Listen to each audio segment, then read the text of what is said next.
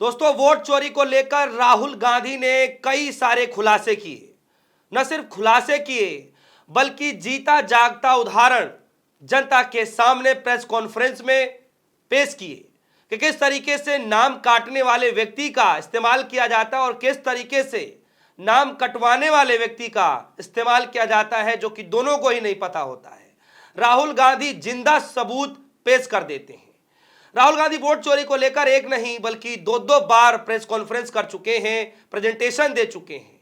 और आज एक बड़ी खबर निकल करके आ रही है कि जिस तरीके से राहुल गांधी वोट चोरी को लेकर खुलासा कर चुके हैं, उसी के तर्ज पर इंडिया गठबंधन से जुड़े हुए एक बड़े नेता ने भी ऐलान कर दिया है कि बहुत जल्द वोट चोरी से रिलेटेड मसले पर खुलासा करने जा रहे हैं, यानी वो भी एक बहुत बड़ा प्रेस कॉन्फ्रेंस करने जा रहे हैं। सबसे पहले आप डिस्प्ले पर देखिए, ये तब खबर आई थी जब राहुल गांधी वोट चोरी को लेकर खुलासा सबसे पहले किए थे। उसके बाद ये खबर निकल करके आई थी। सबसे पहले आप खबर देखिए। खबर आई थी वोट चोरी पर राहुल गांधी के बाद आदित्य ठाकरे का सर्जिकल स्ट्राइक करने का दावा। यानी राहुल गांधी ने जैसे ही वोट चोरी को लेकर खुलासा किया था, उसके बाद आदित्य ठाकरे ने यह बड़ा ऐलान किया था कि वोट चोरी के मसले पर सर्जिकल स्ट्राइक करने जा रहे हैं, यानी बड़ा खुलासा करने जा रहे हैं, जिस तरीके से राहुल गांधी ने खुलासा किया था। हालांकि जब उस वक्त मीडिया ने सवाल पूछा कि आदित्य ठाकरे जी, आप ये खुलासा कब करने जा रहे हैं, किस मौके पर करने जा रहे हैं, तब आदित्य ठाकरे ने कहा था कि समय मैं अभी नहीं बता सकता हूं, लेकिन इतना जरूर है कि राहुल गांधी के खुलासे के बाद मैं भी बड़ा खुलासा यानी कि सर्जिकल स्ट्राइक वोट चोरी को लेकर करने जा रहा हूं, यानी खुलासा करने जा रहा हूं इलेक्शन कमीशन के खिलाफ। और किस तरीके से जो अनियमितताएं हो रही हैं, जो गड़बड़ियां हो रही हैं महाराष्ट्र के अंदर में, उसको लेकर के वो खुलासा करने जा रहे हैं और वो तारीख आ चुकी है। दोस्तों, मैं आगे आपको खबर में बताने जा रहा हूं, लेकिन उससे पहले जरा इस खबर को पढ़िए। खबर में क्या बताया जा रहा था? खबर में यह बताया जा रहा था कि महाराष्ट्र विधानसभा चुनाव की अनियमितताओं की पोल खोलेंगे आदित्य ठाकरे ने मुंबई में आयोजित इंडिया टुडे में बोल रहे थे। उन्होंने खुलासे की टाइमिंग को लेकर जब उनसे पूछा जाता है तो आदित्य ने कहा कि सर्जिकल स्ट्राइक की टाइमिंग के बारे में नहीं बता सकता। और दोस्तों, आज एक बड़ी खबर निकल करके आ रही है। लुटियंस मीडिया ने इस खबर को ब्रेक किया है और खबर के आधार पर मैं बता रहा हूं। देखिए ट्विटर हैंडल पर क्या लिखा लुटियंस मीडिया ने। लिखा है, राहुल गांधी की तरह आदित्य ठाकरे जल्द वोट चोरी पर बड़ा खुलासा करेंगे। 1 नवंबर को वोट चोरी के खिलाफ बड़ा मार्च निकाला जाएगा। संजय राउत।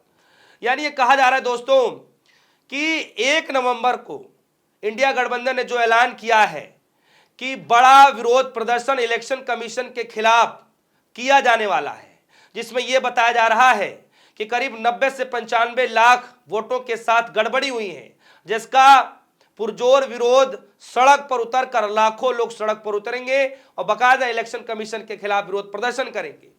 न सिर्फ इस बात की जानकारी संजय राउत दे रहे हैं, बल्कि उद्धव ठाकरे खुलेआम कह रहे हैं, राज ठाकरे खुलेआम जो है समर्थन कर रहे हैं और तमाम विपक्षी पार्टियों को एकजुट आने की बात कही गई है। दोस्तों, अपने यहाँ पे बड़ा सवाल है। बड़ा सवाल है कि किस तरीके से राहुल गांधी एक गंभीर आरोप लगाते हैं कर्नाटका के आनंद विधानसभा सीट पर कि किस तरीके से वोटों का डिलीशन किया जा रहा है, लोगों के नाम काटे जा रहे हैं। इस बात की जैसे ही भनक एसआईटी टीम को लगती है, एसआईटी टीम गठित किया जाता है, तो जांच पड़ताल में किस तरीके से भारतीय जनता पार्टी के पूर्व एमएलए के घर के बाहर दिवाली से ठीक एक दिन पहले जले हुए वोटर आईडी कार्ड मिलते हैं। और फिर एसआईटी की टीम जब उस पर जांच पड़ताल करती है, उस पूर्व एमएलए के, बीजेपी के जो पूर्व एमएलए नेता होता है उसके बेटे के, और उसके बाद जो चार्टर्ड अकाउंट होते हैं, जब उनके घरों पर छापेमारी की जाती है, कई ठिकानों पर जब छापेमारी की जाती है दोस्तों, तो कई सारे पुख्ते सबूत हाथ लगते हैं। 7 लैपटॉप बताए जा रहे हैं, कई सारे मोबाइल बताए जा रहे हैं कि जब्त कर लिए गए हैं।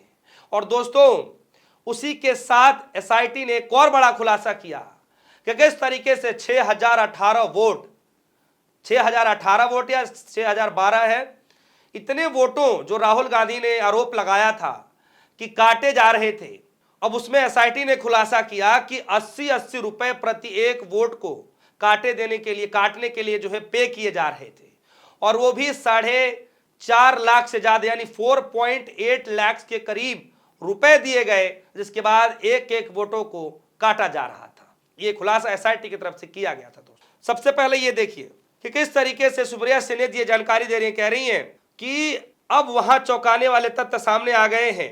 एसआईटी को सबूत मिला है कि आनंद सीट पर हर एक वोट को डिलीट करने के लिए 80 रुपए का पेमेंट दिया गया था।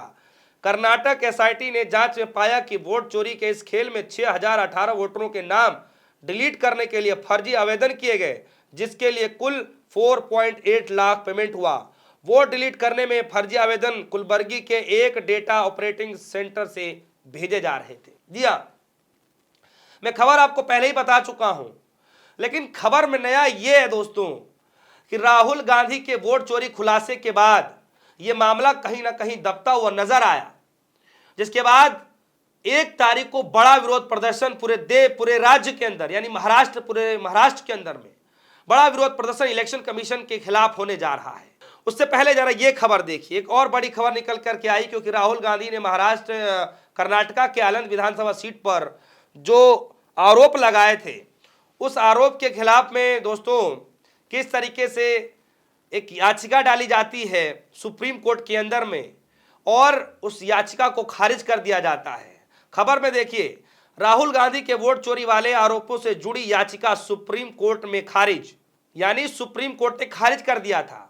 जो आरोप राहुल गांधी ने लगाए थे वोट चोरी के मसले को लेकर के, वो याचिका सुप्रीम कोर्ट ने खारिज कर दिया था। और सुप्रीम कोर्ट ने कहा था कि इस याचिका को खारिज करते हुए सुप्रीम कोर्ट ने कहा कि यह मामला चुनाव आयोग के अधिकार क्षेत्र में आता है। चुनाव आयोग पहले ही हाथ खड़े कर चुका है कि ये राहुल गांधी जो भी कुछ कह रहे हैं वो बेबुनियाद है, बेतर्क है, मिसलीडिंग कर रहे हैं, कोई पुख्ता सबूत नहीं है। एसआईटी अब इस जांच में पा रही है कि किस तरीके से जले वोटर कार्ड मिल रहे हैं, किस तरीके से जो है 80-80 रुपए पे किए जा रहे हैं, जिससे नाम डिलीशन किया जा रहा है, और तो और किस तरीके से महाराष्ट्र विधानसभा चुनाव में जो गड़बड़ियां हुई, वोटर लिस्ट में जो गड़बड़ियां हुई, ऐसे गंभीर आरोप विपक्षी पार्टी के नेता भी लगा रहे हैं। बाकायदा कह रहे हैं कि अगर इस बार चुनाव आयोग ने वोटर लिस्ट वाला जो मामला अगर उसको सुधार नहीं करता है तो इस बार निकाय चुनाव नहीं होगा। पहले आप उसका शुद्धिकरण कीजिए, फिर बाद में चुनाव कराइए। यहां तक यह भी कह दिया गया है। तो बड़ा दिलचस्प मामला होता दिखाई दे रहा है। बिहार में चुनाव होने जा रहा है और चुनाव के बाद अलग अलग राज्यों में फिर से चुनाव होगा। ऐसा जो एसआईआर की प्रक्रिया थी हर राज्य में होने जा रहा है। लेकिन इसी बीच वोट चोरी जैसा गंभीर मसला राहुल गांधी ने उठाया, लेकिन अब यह मसला दूर दूर तक कहीं दिखाई नहीं दे रहा है। लेकिन आज जो ये खबर निकल करके आई है, यकीनन राहुल गांधी के उस मसले में जो वोट चोरी वाला जो मसला था, जो खुलासा था, उनकी जो नई रणनीति थी, उस नई रणनीति में कहीं ना कहीं एक नई जान दिखाई दे रही है। क्योंकि आदित्य ठाकरे ने बड़ा ऐलान किया है, राहुल गांधी जैसा एक खुलासा वो भी करने जा रहे हैं। दोस्तों क्या लगता है, जिन मतदाताओं के नाम जो वो इस धरती पर ही नहीं है, जो मृत हो चुके हैं, उनके भी नाम बिहार के वोटर लिस्ट में आ रहे हैं। ये कैसे संभव हो पा रहा है ये नहीं पता। कई सारी खबरें चल रही हैं, अजीत अंजुम चला रहे हैं, न्यूज़ जो है आप देखेंगे कि इंडिया टुडे के तरफ से भी कई सारी खबरें चलाई जाती हैं, कई सारे सोशल मीडिया पर वायरल हो रहे हैं। और जिस तरीके से महाराष्ट्र के अंदर में जो विपक्षी पार्टियों ने ऐलान कर दिया है, ये बड़ा चिंताजनक स्थिति होते जा रही है। चुनाव आयोग इस पर कोई भी स्पष्टीकरण साफ तौर पर देता दिखाई नहीं दे रहा है। मोदी जी से लेकर के तमाम नेता वोट चोरी को बता रहे हैं कि कोई गंभीर मुद्दा नहीं है। अमित शाह जी साफ तौर पर कह रहे हैं कोई गंभीर मुद्दा नहीं है। मोदी जी सिर्फ जननायक शब्द चोरी पर जिक्र कर रहे हैं, लेकिन वोट चोरी पर जिक्र नहीं कर पा रहे हैं। तो दोस्तों एक तरफ राहुल गांधी वोट चोरी के मसले को लेकर के पूरी तैयारियों में थे, कमर कस चुके थे। अब उनका साथ देने के लिए पूरा समूचा विपक्ष एक साथ उठ खड़ा हो गया है और 1 नवंबर को हो सकता है कि बड़ा प्रेस कॉन्फ्रेंस करके आदित्य ठाकरे राहुल गांधी से भी बड़ा खुलासा करें। और दूसरी तरफ पूरे महाराष्ट्र के अंदर में लाखों लोग उतरकर इलेक्शन कमीशन का विरोध करने जा रहे हैं। फिलहाल के लिए दीजिए इजाजत। इस खबर में इतना ही। जुड़े रहिए हमारे साथ, देखते रहिए DS1 न्यूज़। धन्यवाद।